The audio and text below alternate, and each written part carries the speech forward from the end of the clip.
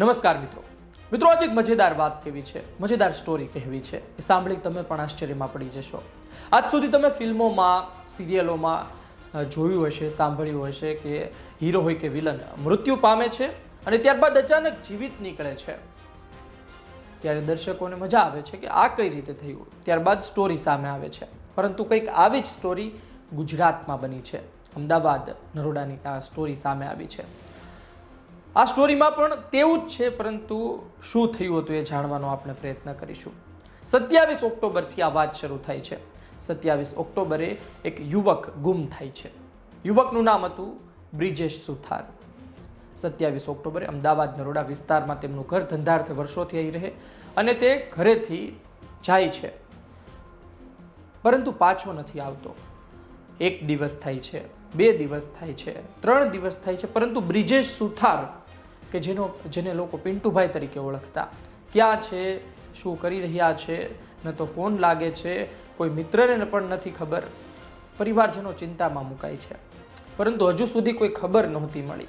એટલે પરિવારજનોને લાગ્યું કે કદાચ કોઈ કારણોસર તે આપણી સાથે વાત નહીં કરતા હોય, પરંતુ મૃત્યુ પામી ગયા તે નક્કી કરી લેવું યોગ્ય નથી. ઘરમાં પ્રસંગ, અને આ પ્રસંગ અનુસંધાને કોઈને વાત પણ નથી કહેવામાં આવતી. 27 ઓક્ટોબર બાદ 28, 29, 30 અને ત્યારબાદ એમ કરતા કરતા 9 તારીખ સુધીનો સમય પસાર થાય છે. જેમ જેમ દિવસો પસાર થતા હતા તેમ તેમ તેના ઘરમાં બ્રિજેશ સુથાર કે જે યુવક ગુમ થઈ ગયો હતો તેના પરિવારજનોમાં ચિંતા વધતી હતી. મૂળ વિજાપુરના પ્રભુનગર સોસાયટીમાં રહેતા હતા. 10 તારીખે એક સમાચાર સામે આવે છે. સમાચાર તેવા હતા કે એક લાશ મળી છે. આ લાશ શું બ્રિજેશ સુથારની છે, શું પિન્ટુભાઈની છે?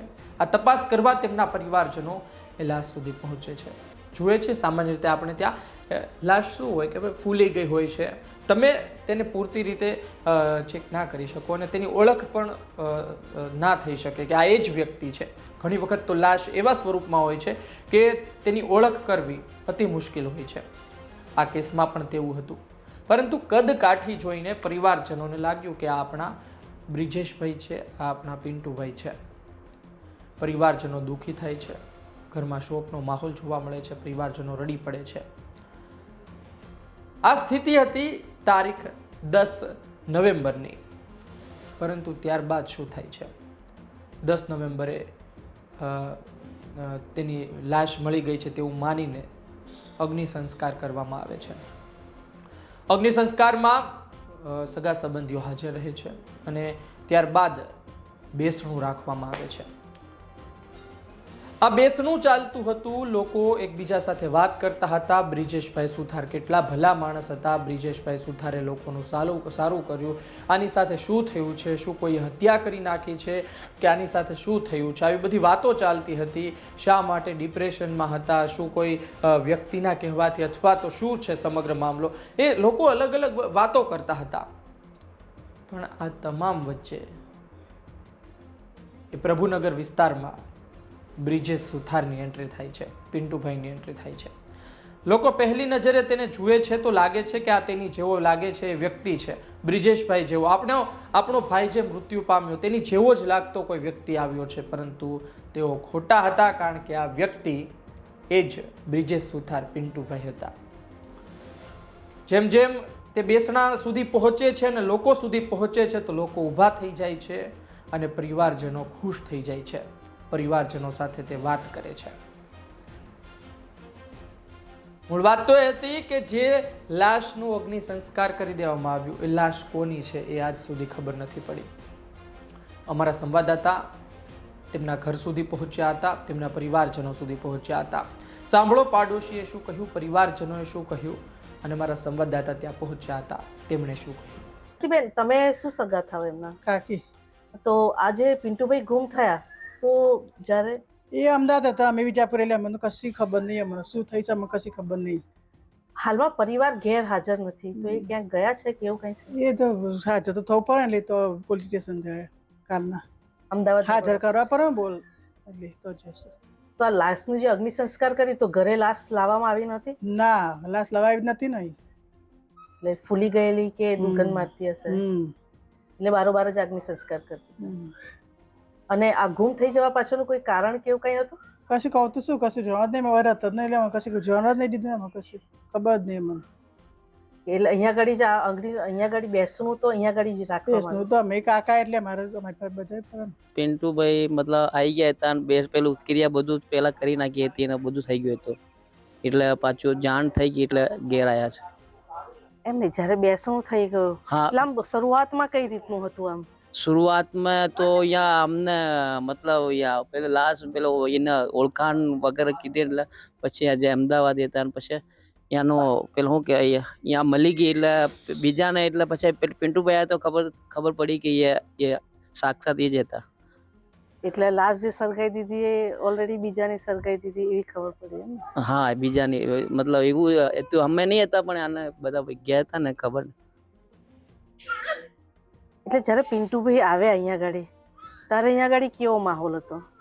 અહીંયા તો બધું પેલો એવું થઈ ગયું હતું કે આ પેલા આ મળી ગયા ને મતલબ નિયો ઘરનો દીવો મતલબ એવું નહીં કહેવાય, મતલબ ઉજાય એવું થઈ ગયું હતું. એટલે ઘરનો દીવો જે બુજાયો તો ફરીથી પાછો થઈ ગયો હતો.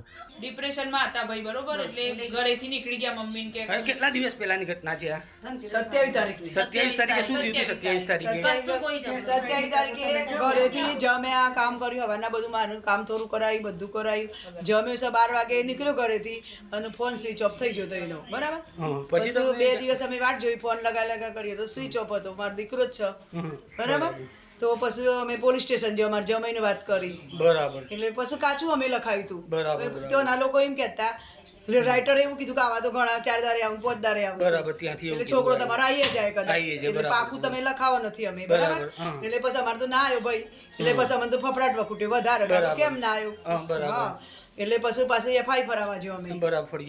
હા, એફઆઈ ફરાઈ, પાકા પાયા કરીને બધું જે થતું અમે વિધિ કરાઈ, બરાબર. પછી આ તો અમારે એક પ્રસંગ હતો એટલે અમે ઘરના લોકોને કહ્યું નતું, એટલે કારણ કે અવસરની પેલી થઈ જતી હતી, બરાબર. હા, એટલે પછી એ દિવસે જ ફોન આવ્યો 10 તારીખે, બરાબર. 10 તારીખે 10 તારીખે 10:30 11 વાગે ફોન આવ્યો. 11 વાગે ફોન આવ્યો, બરાબર. હા, 11 વાગે ફોન, મારા જમૈયો નીકળી ગયા બે તેઓ કણ્યો. એ લોકોએ પોલીસ વાળા કીધું તમે ઓળખો, તો એવા ભાઈ ની બોડી છે એવો જ લાગતો હતો એ ભાઈ. ઓળખ વિધિ માટે તમને બોલાવ્યા, પોલીસ વાળાની ભૂલ, અમારા જમૈયાની ભૂલ, બધાની ભૂલ થઈ, એના કારણે ઓળખ વિધિ કરવા, ઓળખ વિધિમાં ભૂલ થઈ છે, બીજું કોઈ કારણ પછી નથી. તેને લાયા, પછી અમને એ લોકોએ કીધું, બતાવી મારા દિયરને, એટલે એમને એમ થયું મારો ભત્રીજો છે, બોડી ફૂલી જઈ હતી, બરાબર. તમારા જેમ આ ભાઈના જેમ જ હતું શરીર, અને પીએમ ને બધું કરી નાખ્યું હતું. પછી જોયો એટલે એમ કે અમારો ભત્રીજો છે એવું એને ધારણા કરી નાખી અંદરથી, બરાબર. એટલે પછી અમે બધો પ્રસંગોની સારી સાડીઓ દાગીના બધું પહેરીને જતો, બરાબર. બધું દાટીને કે આપણો છોકરો ઘેર છે એમ કરીને જતો અમે, બરાબર. બરાબર. અને પછી તે આવી રીતના કર્યું, અગ્નિ સંસ્કાર જે હતું એ કરી નાખ્યું વિધિ કરીને પૂરી કરીને. હા, એટલે પછી અમે ઘરે આવ્યો રાત્રે. પછી આપણો તો જે વ્યક્તિને મૃત માનવામાં આવ્યો હતો એમની જ્યારે એ સાક્ષાત પરિવાર સામે હાજર થયા અને એ મૃત્યુ પામ્યા નથી પરંતુ જીવિત છે તેવો અહેસાસ થયા બાદ પરિવારજનો પણ મૂંઝવણમાં મુકાયા છે કે હવે શું. જ્યારે એક અજાણ્યા જ વ્યક્તિની લાશનું જ્યારે અગ્નિ સંસ્કાર થઈ ગયો છે અને પોતાનો પુત્ર જીવિત જ્યારે આવ્યો છે ત્યારે પરિવારને ખુશ થવું કે રડવું આ મુદ્દે હાલમાં વિષામણમાં મુકાયો છે. આજ આપ જોઈ શકો છો કે પરિવારના તમામ સભ્યો હાલમાં અમદાવાદ ચાલ્યા ગયા છે. એમના કુટુંબી પરિવારજનો છે એ હાલમાં અહીંયા છે અને તેમનું કહેવું એવું છે કે ગુમ થયેલા પિન્ટુભાઈ જ્યારે મળી આવ્યા છે તો નરડા પોલીસ સ્ટેશનમાં નિવેદન આપવા માટે પરિવારજનો અમદાવાદ પહોંચ્યા છે. આપે સાંભળ્યું કે તેમના પરિવારજનો શું કહી રહ્યા હતા. તેમના પરિવારજનો કંઈ પણ કહે, પરંતુ સવાલ એ છે કે લાશ કોની હતી. લાશનો અગ્નિ સંસ્કાર થઈ ચૂક્યા છે, પરંતુ આ સ્ટોરી સમગ્ર ગુજરાતમાં ચર્ચાઈ રહી છે. પોલીસની પણ બેદરકારી કહી શકાય અને જે પરિવારજનો હતા તેમણે પણ પૂરતી ઓળખ ન કરી હોય તેવા આક્ષેપ લાગી રહ્યા છે. અત્યારે તો એ યુવક ફરી હેમખેમ પોતાના ઘરે પાછો ફરી ગયો હતો. આ સ્ટોરી ગુજરાતમાં ચર્ચાઈ રહી છે તેનું એક કારણ એ પણ છે કે તંત્રની બેદરકારી કેટલી છે અને બીજી વાત તે પણ છે કે આ પ્રકારના કિસ્સાઓ પણ બને છે. જ્યારે કોઈ વ્યક્તિ વિશે આપણે વિચારી લઈએ કે તે વ્યક્તિ હવે મૃત્યુ પામી ચૂક્યો છે, તે હવે આપણી વચ્ચે નથી, તેને યાદ કરીને ડઝન બંધ વખત આપણે રડી પણ લઈએ, પરંતુ તે વ્યક્તિ ત્યારબાદ અચાનક આપણી સામે આવે તો ખુશીનો પાર નથી રહેતો. પરિવારજનોમાં પણ તેવું છે. હાલ તો સમગ્ર મામલો વિવાદમાં છે, એટલા માટે પરિવારજનો થોડા બોલી રહ્યા છે, કેટલાય લોકો બોલવા પણ તૈયાર નથી. જોઈએ જે સ્થિતિ છે તે વિશે વધુ માહિતી શું આવે છે, પરંતુ હાલ આ પ્રકારનો મામલો એક સામે આવ્યો છે.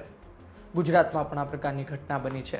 ફિલ્મોમાં અને સિરિયલોમાં આપણે ઘણી વખત જોયું, પરંતુ હવે આ એક તાજો કિસ્સો, તાજું ઉદાહરણ આપણી વચ્ચે છે. આ સ્ટોરી આપને કેવી લાગી, આ વાત આપને કેવી લાગી, જરૂરથી જણાવજો. આ પ્રકારના કિસ્સા આપે અન્ય જગ્યાએ જોયા હોય અથવા તો આપના ધ્યાનમાં હોય કે કોઈ વ્યક્તિ મૃત્યુ પામી ગયો છે તેવું માનીને લોકો ઘરે બેઠા રહ્યા હોય, અથવા તો અન્યની લાશનો અગ્નિ સંસ્કાર કરી દેવામાં આવ્યો હોય, ત્યારબાદ ખબર પડી હોય કે ભાઈ તો જીવતા છે. ઘણી વખત તેવું પણ થતું હોય છે, કોઈ વ્યક્તિ ગુમ થયો હોય તો વર્ષો બાદ લોકો માની લે છે કે તે મૃત્યુ પામી ગયો, પરંતુ 5-5, 7-7 વર્ષ બાદ પણ એ વ્યક્તિ ઘરે પાછો આવતો હોય છે. આવા કોઈ કિસ્સા આપના ધ્યાનમાં હોય તો કોમેન્ટ બોક્સમાં જરૂરથી જણાવશો. આ વિડીયો પસંદ આવ્યો હોય, આ વાત પસંદ આવી હોય તો લાઈક શેર કરજો. મને આપશો રજા. નમસ્કાર.